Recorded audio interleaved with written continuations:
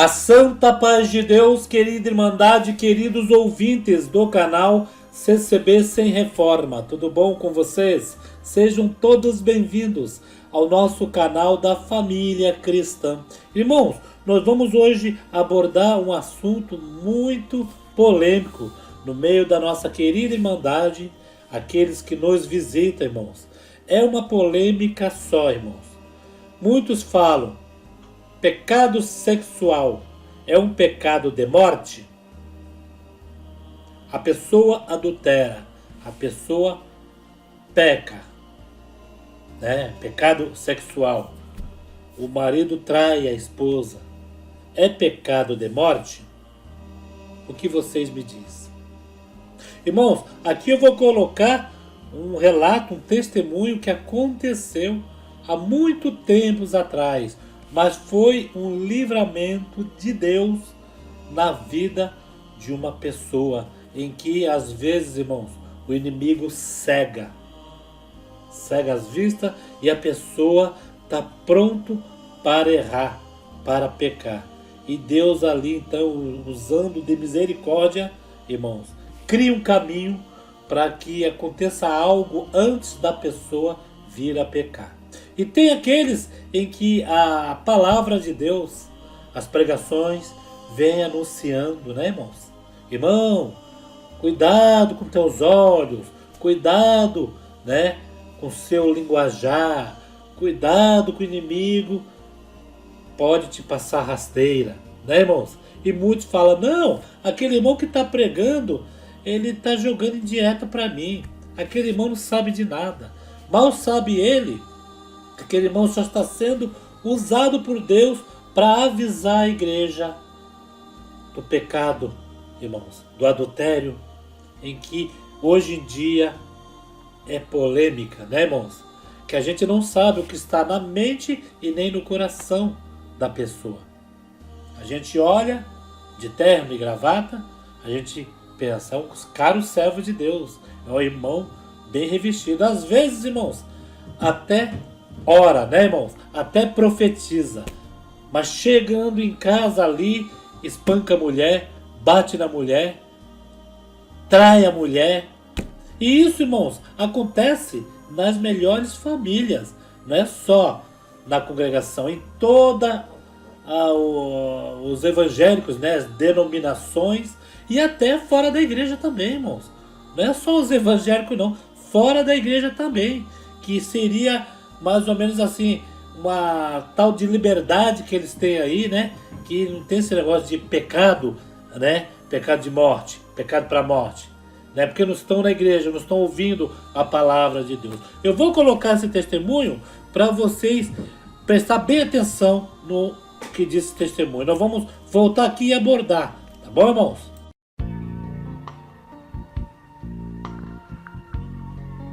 Deus preparou que estivemos buscando os dons de Deus na cidade de São Paulo, lá em Suzanos, e junto de nós estava o nosso irmão Clóvis de Caraminguava, companheiro, e Deus a preparou, e na virtude que Deus nos proporcionou ali dentro daquela casa de oração, Deus preparou um homem de Deus, companheiro nosso, contou um milagre que Deus fez com ele.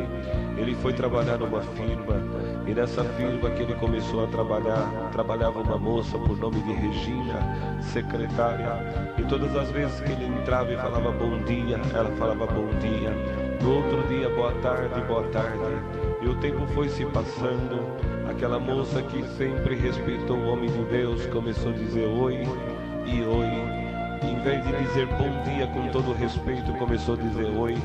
E foi se aproximando, foi conversando, foi entrando ali em intimidade. E de repente, quando que passou os dias, eles foram ficando tão íntimos que o homem de Deus esqueceu que ele era casado, tinha tua esposa, tinha teus filhos. E a Regina chegou perto daquele homem de Deus e falou: vamos fazer o seguinte, no dia 30 você recebe o teu pagamento, eu recebo o meu pagamento, e nós vamos encontrar na Praça da Sé às 6 horas da tarde. E quando nós lá encontrar, nós vamos sair, nós vamos para um motel, e aí nós vamos pecar, você vai pecar, e nós vamos viver junto. E o homem de Deus, tomado por aquele espírito, esqueceu da santa que estava dentro de casa dos seus filhos, e pegou seu pagamento e foi para a Praça da Sé. E quando lá chegou, olhava para um lado, para outro, a Regina não chegava, o tempo foi passando, a aflição começou a tomar o seu coração, e de repente ele olhou, o seu sapato estava sujo, e quando que ele olha um menino de cor, com a caixa de engraxar sapato, sentado numa cadeira, aquele irmão, aquele homem de Deus pegou e sentou naquela cadeira, pôs o pé em cima da caixa de engraxate, aquele menininho de cor abriu e começou a limpar o sapato do irmão, e ele olhando para a direita, para a esquerda, e de repente aquele menino olhou para o olho daquele irmão, apontou o dedo no nariz dele e falou: a paz de Deus, meu irmão. Aleluia, o nome do Senhor. Ele levou um susto, falou amém, e de repente o menininho disse assim: você está achando que porque eu sou um menininho de cor, estou aqui defendendo o pão de cada dia, tentando ganhar um leite para levar para minha casa, o pão para minha mãe, você acha que não tem Deus na minha vida? Aqui tem Deus e tem o dom da revelação também. Aleluia, você marcou 6 horas da tarde para encontrar com a Regina. Aleluia, ao encontro de vocês dois, vocês vão para um motel e você vai pecar e perder a tua alma. Mas aqui tem o dom da revelação e tem o dom de expulsar também. Colocou a mão na cabeça do homem de Deus e disse: espírito de adultério, sai dele agora em nome de Jesus Cristo. Deus devolveu o dom da promessa do Espírito Santo. Ele saiu dali correndo, falando em língua, entrou num táxi, foi para tua casa, abraçou a tua esposa e Deus livrou ele da morte. Glória ao nome do Senhor. Deus aparece na vida do homem de Deus, nem que seja na última hora. Estas são as obras que Deus nos proporcionou, nos deu graça de contar. Damos graças a Deus por essa preparação de gravarmos estas santas obras e esses hinos sacros de louvor e súplica a Deus.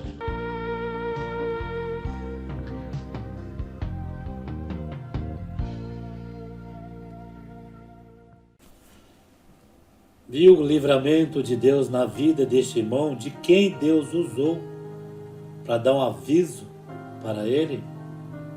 Há momentos, irmãos, em que as pessoas, estão prontas para cair no erro, cair no adultério, trair a esposa. E naquela última hora mesmo, Deus ainda dá o último aviso. Irmãos, tem um irmão, esse irmão contou para mim, não foi que me contaram dele não, ele mesmo falou para mim. Um certo dia, era carnaval, ele foi visitar uns familiares no interior de São Paulo. Só o que aconteceu? Era feriado de carnaval, ele pegou o ônibus na rodoviária e foi sentido aquela cidade do interior. Chegando ali no ônibus, irmão, ele sentou numa poltrona e ao lado dele sentou uma moça, e ali a moça começou a puxar papo com ele, e ele viu que a moça, era uma bem apresentada, entre aspas, e a moça começou a certos papos com ele ali, perguntando se ele era casado, se ele era solteiro, o que ele fazia da vida. E ele falou pra mim que aquele papo pegou um rumo tão assim, que ele falou que ficou cego na hora. A moça deu de cima dele da viagem inteira, irmãos. Irmãos, até trocar de roupa, ela trocou perto dele. Não ficou totalmente nua, mas ali, algumas coisas ali que, poderia estar de biquíni, alguma coisa, colocar uma roupa, tirar. Irmãos, O servo de Deus ali então ficou, né? Ele falou, meu Deus do céu, o inimigo aquele dia queria de todas as maneiras me derrubar. Irmãos, e ele desceu na rodoviária da cidade dele, que ele ia visitar os parentes. E ele pensou com ele, poxa, o livramento vai ser se essa moça ficar no ônibus. Ela for descer em outra rodoviária, o qual a moça ia descer na mesma rodoviária que ele. Ela estava vindo para a mesma cidade que ele, o qual a moça chamou ele para uma pracinha e ali começou a bater papo. E a moça então começou a falar para ele, ó, quando você retornar, a gente vai em tal lugar, assim, assim, assim, assim, a gente se encontra nesta rodoviária e daqui tem um local certo para nós ir. E ele, naquela hora, ele levou aquele espanto, né? Que jamais, né? Uma moça tão bonita, entre aspas, que ele falava, né? Iria convidar ele. Ele até se sentiu, né? Perto da moça, falou, poxa, uma moça bonita, apresentada. E eu, né? Não tenho tanta presença. O que essa moça está querendo? Irmãos, e ele contou que na hora ele ficou nervoso e ele passou os olhares assim, né? Todo desconfiado. Só que quando ele olhou para trás dele, ele viu a congregação cristã no Brasil. Uma igreja linda. Ele falou, gente, uma igreja muito linda. Os portão tudo pintadinho, um letreiro grande. Congregação cristã no Brasil. Foi a hora que ele levou um choque do que ele iria fazer. E ele falou para ela, tá bom, tal dia eu vou retornar, a gente se encontra aqui, nessa mesma praça. Só que quando ele se despediu, o que ele pensou? Eu falei para ela que vou voltar tal dia, e eu vou voltar antes, que o aviso já estava atrás. Congregação. O inimigo tinha tampado a mente dele.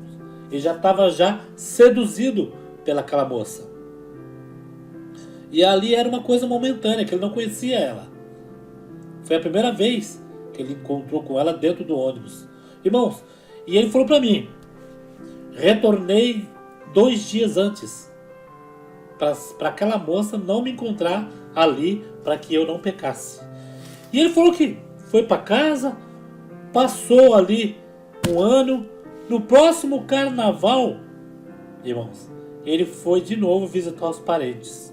Só que dessa vez, ele não, quer dizer, ele foi na poltrona, só que sentou um senhor do lado dele. E falou, graças a Deus, não vai repetir a mesma coisa que repetiu o mês passado. Aí ele falou assim, eu vou descer na rodoviária e vou naquela praça, aonde tem a congregação. Se tiver caseiro, eu pergunto que dia é o culto daquela congregação. Espantem, irmãos. Fiquem espantados. Cadê congregação? Eu até falei para ele, mas você não errou de rodoviária? Ele falou, não. A rodoviária, eu desço da rodoviária, atravesso a rua, tem uma pracinha. Fiquei ali tomando sorvete, né? Com aquela moça. E do outro lado da pracinha, quando eu bati o olho, estava lá o letreiro enorme. Sabe aquelas igrejas que tem a letra bem grande? Mesmo para cego ver. Congregação Cristã no Brasil. Ele falou, procurei, perguntei, aqui tem alguma congregação aqui por perto? Não. Só na cidade vizinha. Aqui nesse bairro não tem. Se tiver, é pro meio do mato. O que era aquilo, irmãos? O que ele enxergou ali?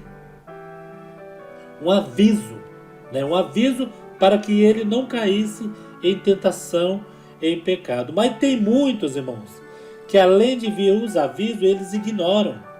Eles querem saber, é o momento, né? É o momento.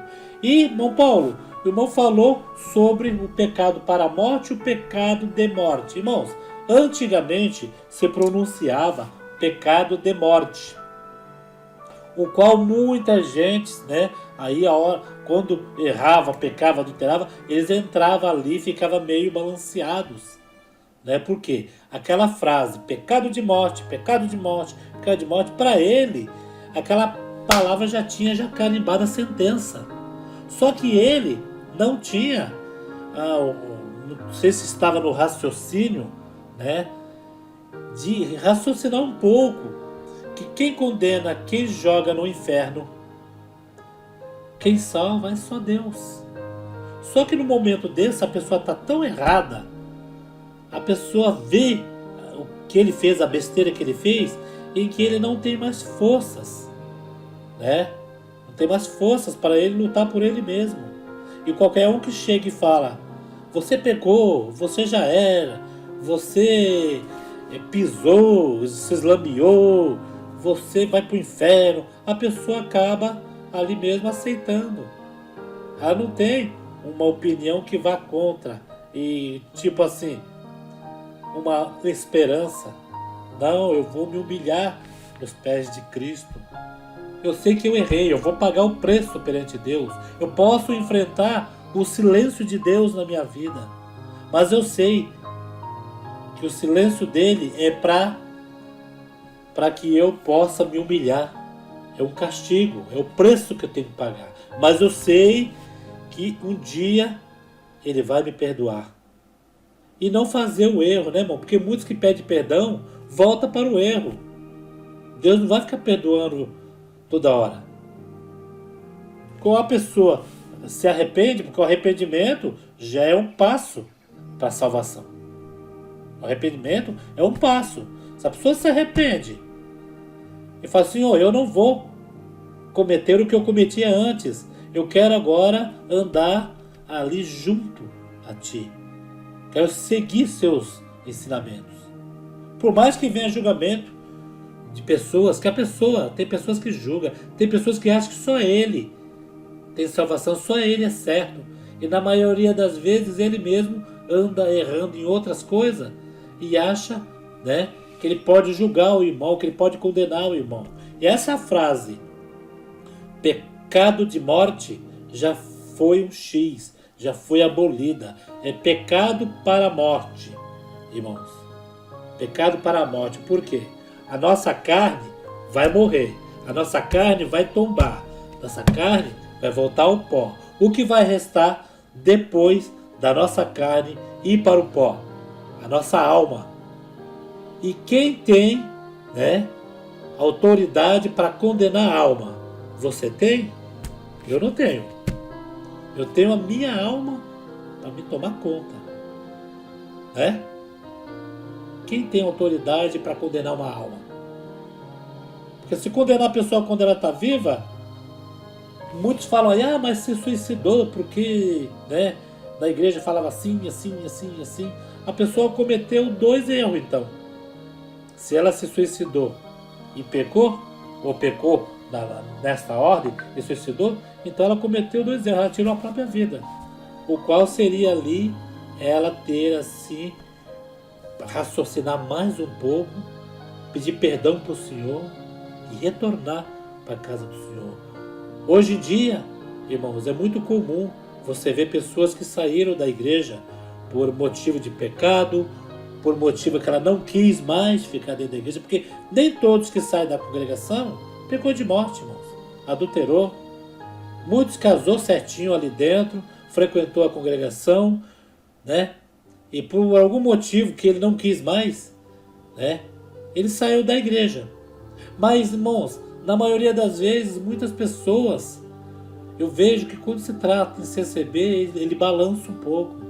Por mais que ele tenha raiva, por mais que ele fale mal do ministério, por mais que ele fale mal de um irmão, por mais que ele fale mal de quem a defenda, ele balança um pouco. Que ele sabe os momentos felizes que ele passou ali dentro. Ele sabe o que ele recebeu ali dentro, né? Não é, a congregação está dentro de mim, ela não vai sair nunca mais. Como diz aí, né? A congregação entrou dentro de mim, é uma coisa que para mim, muitos falam é desintoxicar, né? Não tem nada de intoxicar. A gente vai intoxicar no mundo, com as coisas lá do mundo. Tudo que é de Deus não é tóxico não, irmãos.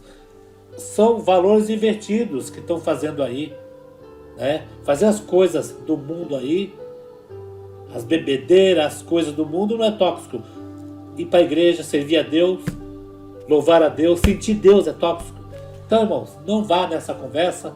Eu estou me desintoxicando da congregação. Não, isso daí é papo, dor de cotovelo, né? É que ele adoraria estar ali dentro. Só que ele escolheu sair. Ninguém colocou ele para fora. Ninguém falou para ele que sai fora daqui, porque ninguém tem esse direito. Ali é a casa do Pai. Nenhum irmão tem o direito de chegar para você e falar: eu não te quero mais aqui. Peraí, aí é a tua casa? Você manda ela na sua casa, mas aqui não. Aqui é a casa do Pai. Eu vim aqui para sentir Ele. Você não vai me expulsar daqui.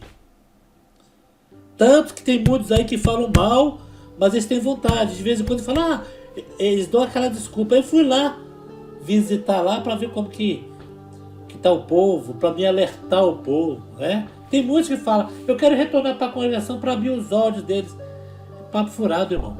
É saudade da congregação. Eu vou ouvir uma pregação para me criticar a congregação. É papo furado. Ele está querendo ouvir a pregação. Faz tempo que ele não ouve. Já está ali, ó. O psicológico dele, eu preciso ouvir alguma coisa que Deus fala com a minha vida. Só que, para mim não dar o braço a torcer, eu vou lá e critico cada palavra que o servo de Deus fala. Será se essa pessoa, quando estava dentro da igreja, ele ficava pegando a palavra direitinho, frase por frase, e decidindo? Vai ver que nem ouvia a palavra direito, né? A palavra entrava aqui e saía aqui. Mas agora é para criticar a palavra de Deus, aí pega frase por frase. Às vezes o servo de Deus prega uma coisa no dia, em outro contexto, que não é nada daquilo em que ele está criticando, e ele faz do contexto dele, da opinião que ele acha que foi. A verdade absoluta só está com Deus. Ele põe a linha em prova, a verdade relativa a dele. Só que a verdade relativa dele não é a mesma verdade relativa do outro irmão que está ouvindo ele falar. O outro irmão pode até bater palma, fala mesmo, porque o outro irmão tem algo também ali para falar, algum sentimento, né? Mas na realidade, o que aquele irmão está ouvindo ele falar não vai bater, porque a verdade relativa de cada um não é a mesma, irmão. Não é a mesma. Eu posso estar falando isso aqui agora, vai ter alguém que vai concordar, vai falar: mas o irmão Paulo faltou falar isso. O irmão Paulo só não explicou melhor isso. Por quê? A verdade relativa dele é outra. Deixando que não seja mentira, né? Que mentira é uma coisa, a verdade relativa é outra. A verdade, você está explicando uma coisa que é certo no seu parecer, na sua opinião. Muita gente vai discutir aquilo, mas vai ter outra opinião, né, irmãos? E olha só, esse testemunho lindo que Deus preparou no começo aí de nós colocar, e esse que o irmão me contou. O próprio irmão me contou que depois que ele viu que não tinha igreja nenhuma, uma voz falou no coração dele: meu filho, eu estava abrindo os seus olhos, que aquele dia tu ia pecar, e hoje você não estaria mais na minha graça. Isso mesmo. Isto mesmo. Teve um outro testemunho em que o irmão já estava indo para o ato de adultério. O celular dele tocou na hora. Era o irmão que mandou a mensagem para ele: não faça o que você quer fazer. Deus manda te dizer, é um laço. Você vai chorar amargamente. Deus te dá o último aviso. Deus ama a sua alma. Na hora o rapaz começou a chorar. Isso é aviso de Deus na nossa vida. Então nós falamos hoje sobre o pecado de morte e o para a morte. Antigamente usava muito, irmão, o de morte. Deus foi abrindo os olhos dos irmãos aí e falou: não, peraí, quem dá o perdão sou eu.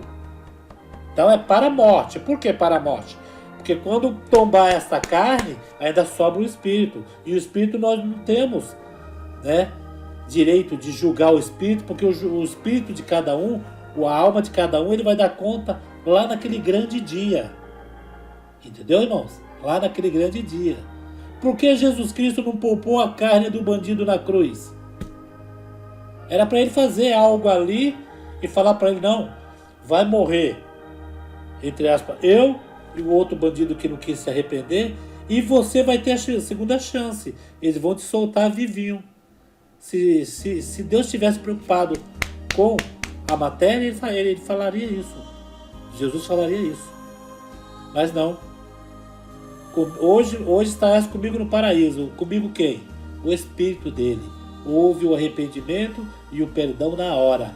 Se tivesse alguns irmãos ali embaixo, podia até falar, Jesus não devia nada, não deve morrer, mas você já está condenado. Já condenava os dois, mesmo se estivesse se arrependido, se fosse julgado pelo homem, né, por nós, já mataria, já fala, não, já está no inferno, já jogaria a alma no inferno.